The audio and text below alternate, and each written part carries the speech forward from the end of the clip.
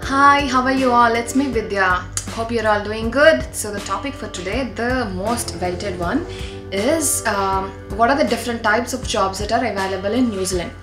I'm going to make a separate video on how much would be the salaries here in New Zealand for IT jobs, but I want to keep that separate from the different types of jobs that we have here in New Zealand. So let's get started. On a high level, what I've seen is there are maybe 4 different kinds of jobs here in New Zealand. So they are part-time jobs, there are full-time jobs, there are fixed-term jobs, and there are contract jobs. So if you start with part-time jobs, usually, as I've said in my previous video, is the maximum hours anybody can work here in New Zealand is 40 hours a week, isn't it? So anybody who works less than 40 hours a week, their job is considered as a part-time job. So the part-time job is usually done by students and also professionals who are not students. So with respect to students, there is a limit for the number of hours they can do in their part-time job. The limit is 20 hours per week. So they cannot work more than 20 hours a week because they have to attend their college as well. But if you have your term holidays, students can also work full-time. Like full-time is like 40 hours per week, so they can also do a full-time in their term holidays for students. So, and there would be also other working professionals who will be doing part-time because of their other commitments. But with respect to the salaries of the part-time jobs, I've seen that the government has been increasing them slightly since when I've come here. Currently in 2021, per hour, the minimum salary for anybody is $20 per hour. A bit different when you are kind of a trainee or a fresher, when you're just starting and you don't have any experience. So for them, the salary is like $16 an hour, but once you have some experience, then it should be a minimum of $20 per hour now in 2021. So that is with respect to the pay. And for full-time jobs, if you consider $20 per hour as a minimum pay per year, anybody in New Zealand, if they are doing a full-time job, that is if they are working for 40 hours a week, then their pay would be a minimum of 56,150 New Zealand dollars as of now in 2021. So that is a minimum pay, but it also differs based on the job that you will be doing. So I am going to explain that in detail for regarding the IT jobs payment in a separate video. But with respect to the full-time jobs, this is the minimum pay, and there is a lot much difference depending on the years of experience and the role that you're doing. And the next one is the fixed-term job. The fixed-term job will have all the benefits of a permanent job or a full-time job. Permanent job or full-time job is like one and the same. Fixed-term job is also a full-time job, but it is not a permanent job because people usually take fixed term roles only when their permanent employees would go on some long leaves, like they would like to take a break of few months, 6 months, or they are going on a maternity leave for 1 year.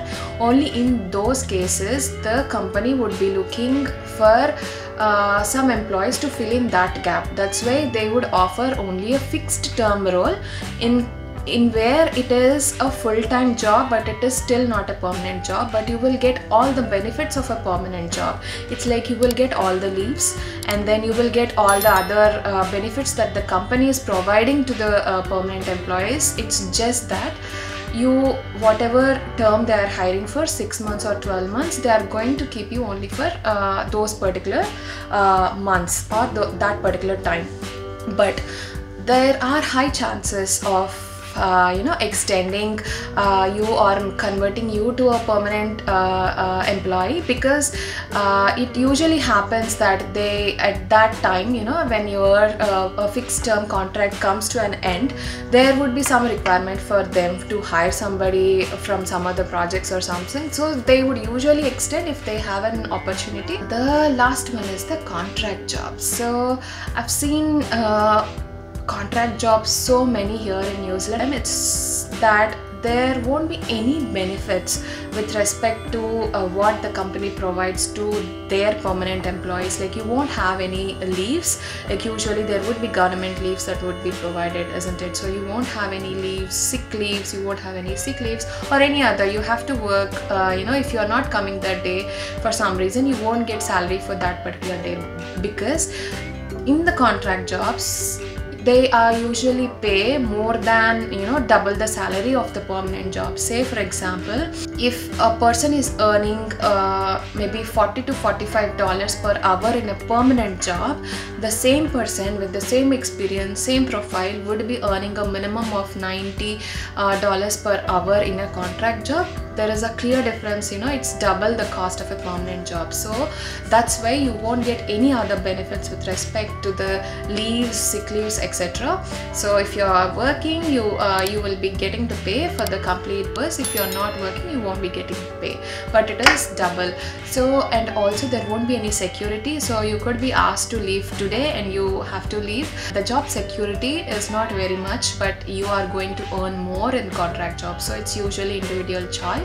But as per the government rule, I think and as per any company's rule, they would prefer to have a ratio. Now what I have seen is like they are preferring to have more permanent employees than contract employees. So I'm seeing that at least now it is like they are preferring 60 to 70% of permanent employees, and they are only preferring 40 to 30% for a contract jobs in the companies now. I would like to talk also about the government jobs, because we hear a lot about the government jobs and private jobs in India, isn't it? But here there is no difference between government, so all the jobs are private jobs. There is no difference between government jobs, and there is no specific criteria or special selection process to get into government jobs. So even all the jobs in the government are offered to the normal public. You need not, it's like any other job, it's like a private job, because since we have come here, like we moved here with a permanent residency, and then since then my husband has been working in a government organization. It's common with anybody, it's just not him. There are many people who work for government organizations, and it's just like any other private job. So there won't be any difference between you won't see any government job specifically called out. It's just like any other job. So all the jobs are private here. So that's with respect to the different types of jobs available in New Zealand, and I'm going to make a quick video on the salaries that you're going to earn for all these types of different jobs in IT in a separate video coming soon. Stay tuned. Bye bye.